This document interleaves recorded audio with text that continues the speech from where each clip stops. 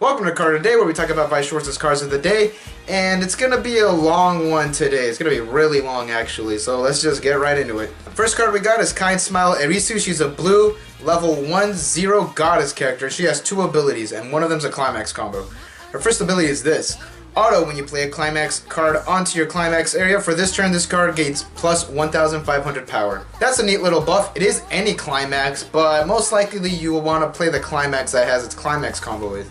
Auto, climax combo. When the climax resurrection is placed on the climax area and this card is in the front stage and you have another goddess character on your stage, select up to one cost 0 or lower adventurer or goddess character in your waiting room and play it onto any position on your stage. So it is a salvage in a way. It's more like a Monster Reborn, because it does salvage a character from your waiting room to the field. And what's neat is that it doesn't go into your hand, and it's not during the battle phase, so you don't have to kill anything, and it's not... Fucking cards the death of me. Although it is kind of restrictive because you do need to have another goddess character plus the climax for this to pull off. Because if it was just if you had the climax and, you know, if it attacked or something, this ability would be a little too good.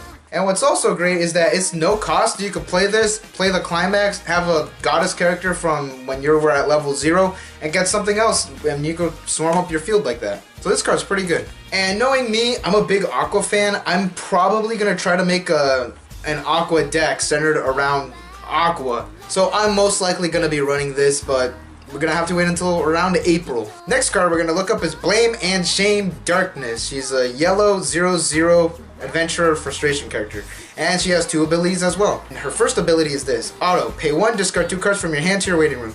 When this card is played from your hand to your stage, you may pay the cost. If you do, search your deck for up to 2 frustration or thief characters, show them to your opponent, and add it to your hand, and shuffle your deck. So this is actually a pretty good search card. It does let you get out a frustration or thief character, which are only 2 characters in the set, and the cost is actually pretty steep. Because you do have to pay 1, then discard 2 cards, so in a way it is kind of like hand replacement. But if you don't have 2 cards in your hand, or there's 2 cards you don't want to get rid of, you're probably going to be holding on to this card until you draw something that you want to get rid of. So you'll draw and then you'll clock, so you have about 3 cards that you could potentially discard, so you could get that search ability going.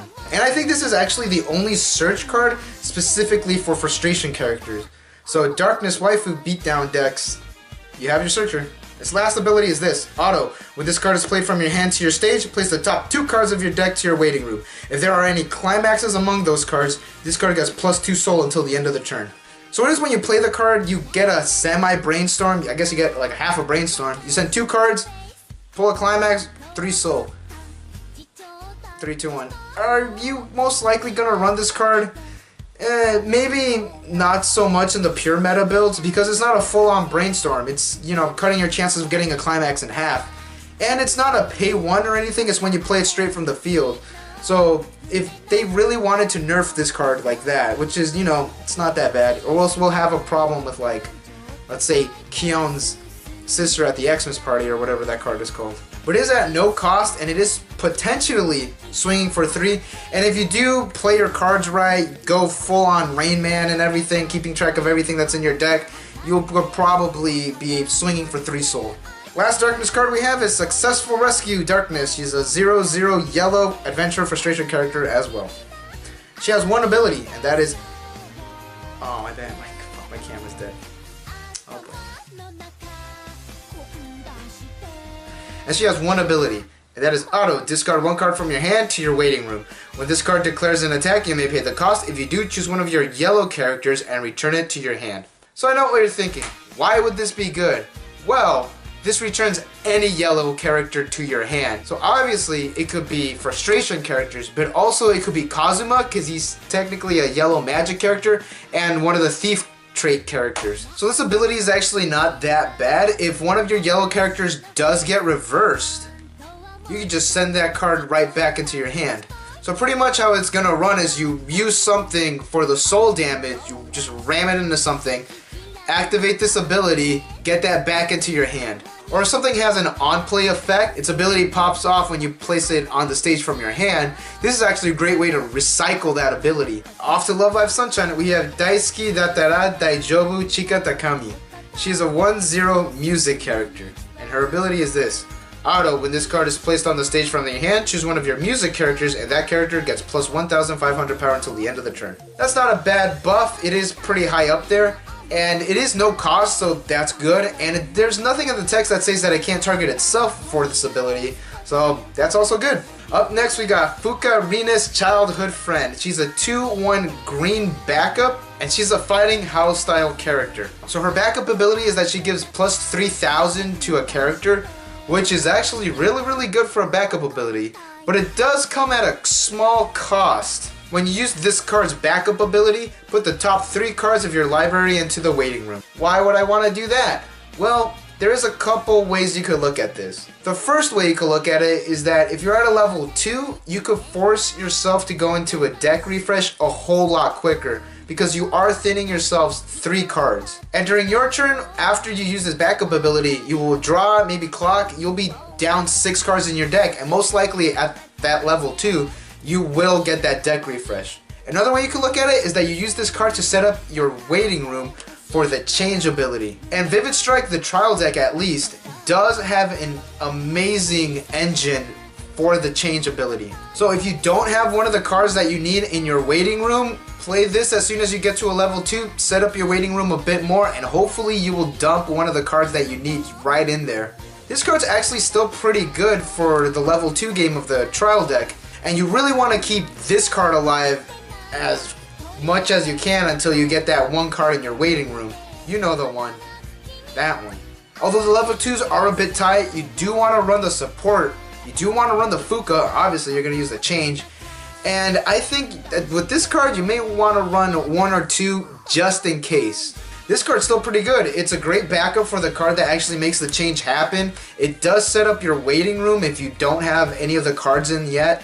And you could just play it to hopefully get that deck refresh going. And yeah, those are my opinions on that card. Luke, hopefully it helps. Good luck at your tournament. Are we almost done? Not at all. So Weiss Schwarz has a podcast on Nico Nico Doga. I'm probably going to check it out just to say I did. The last podcast that they had was in March 17, which is actually last week. And I did miss that one. But they tried to do it at least once a month, so hopefully I'll try to catch the next one. And they did give us a little handy dandy calendar where they show us all the releases that they're going to do. But hey, more Konosuba cards, because that's what's going to come out soon and that's what's going to sell a lot. So there's this card game called Chaos TCG. I don't know what it is. Don't ask me how to play it. You should ask like Kudo-kun or something. Man, I miss Kudo-kun so much.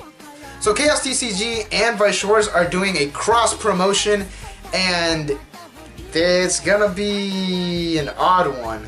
So what they're doing is that they're putting a Weiss Schwarz promo for Konosuba in the Chaos TCG booster box, and they're putting a Chaos TCG promo in ours. Although we're still getting Weiss Schwarz promos in the booster boxes, which you could kind of see in this image here. Let's enhance that.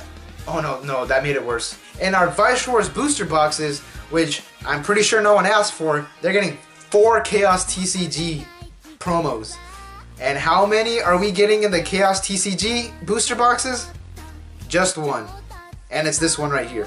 Oh, here's the awkward card we're gonna get. It is a 0/0 blue adventure goddess character. And it has 2 effects. Her first ability is this.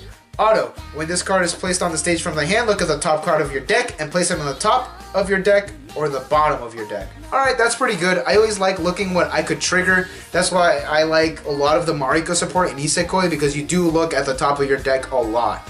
And its next ability is actually relevant to this. Auto. When this card attacks, if you have 1 or less other characters, you may place the top card of your deck into the waiting room. If that card is a character with level 0 or lower, place that character into any slot in the back row. So there's a couple things to talk about with this ability. So when you play this card, you get a top check. If it's a 0, you keep it. If it's not, put it in the bottom of the deck. If you put it in the bottom of the deck, you could try again. If it's a 0, throw it somewhere on your backstage. And what sucks is that it has to go in your backstage, and it's when this card attacks, you get to bring that card onto the backstage. So it won't be able to attack because it's in your backstage. And it's one or less other characters, so this card doesn't count. So it could be this card plus something else. Which, you know, this card isn't that bad. Am I gonna run it? No, because I don't want to buy a Chaos TCG booster box. And I really do hope this card isn't that expensive because, again, Aqua Beatdown, I'm gonna shoot for it. The next card we have is a promo promoting the Chaos TCG / Weiss Schwarz collaboration. And it's this card right here, and it's, you know, 0/0 Goddess Adventurer character. And its ability is this. When this card is placed on the stage from your hand, draw one card, then place one card from your hand into the waiting room. So it's a hand fixing card on play. That's not bad. Although it does have 500 attack. Why would you be playing this? Well, auto. When this card is placed on the stage from your hand, if you have 2 or less stock, during this turn when this card side attacks, no soul is reduced. So side attacking has always been weird. I never fully understood how to do it until I actually really got invested in the game.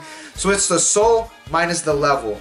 So when this card side attacks and it goes up against the level 1, you won't lose a soul. It's still doing 1 soul of damage. So if you trigger a soul icon, you will gain another soul. And those are all the cards that we have today. Don't forget to like and subscribe for more Weiss Schwarz news and content, and I'll see you guys tomorrow. I'm gonna go to locals.